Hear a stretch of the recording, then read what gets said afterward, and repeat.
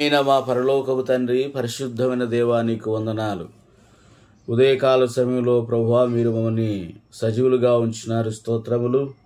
ఇచ్చిన రక్షణ, పాపక్షమాపణ, నిత్య జీవాన్ని బట్టి కూడా నీకు వందనములు చెల్లించుచు, ఎడాల సెలయర్ల ద్వారా ఆగస్టు 3వ తేదీ నాడు మాతో మాట్లాడమని ప్రభువైన యేసుక్రీస్తు వారి నామం పేరిట ప్రార్థించి వేడుచున్నాము తండ్రి.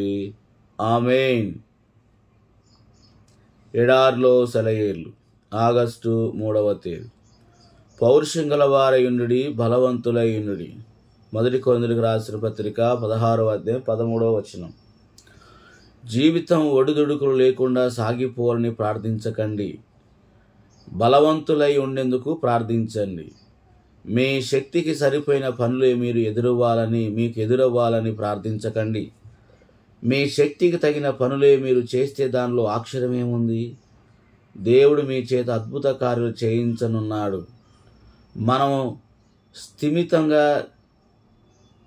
తేలికగా జీవితాన్ని వెళ్ళబోస్తుంటే క్రీస్తు మనల్ని గొప్పవాళ్ళుగా ఎప్పటికీ చేయడన్నది గుర్తుంచుకోండి.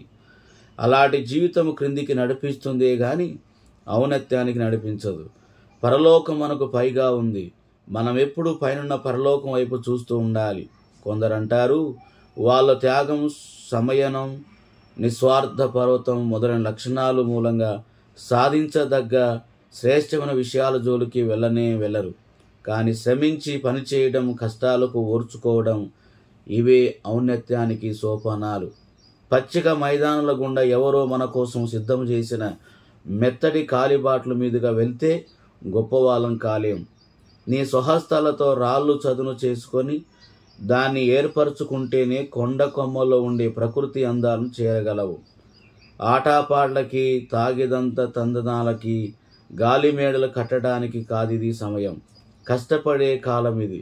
పోరాటానికి ముఖం చాటు చెయ్యొద్దు. అదే దేవుని వరం. దాన్ని ఎదుర్కొనే బలశాలిగా ఉండు.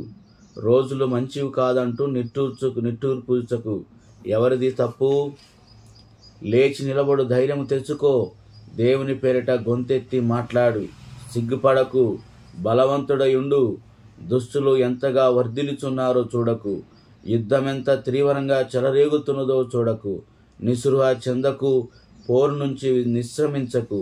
రేపే నీ విజయబేరు మోగుతుంది. బలవంతుడవయుండు. అట్టి కృప దేవుడు మనకు అనుగ్రహించునుగాక.